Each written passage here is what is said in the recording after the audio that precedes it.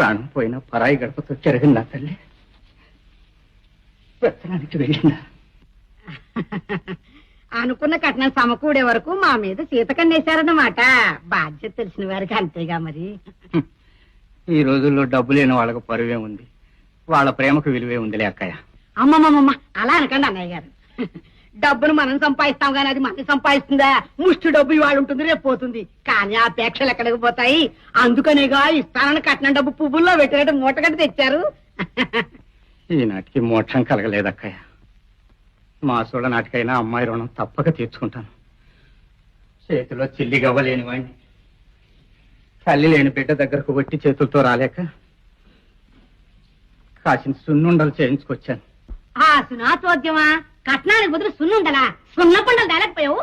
కళ్ళబల్లి ప్రాణులకు వచ్చి కట్నం ఎగ్గొడదాం అనుకున్నావా? ఆ కట్నంతో పాటు సున్నుండగా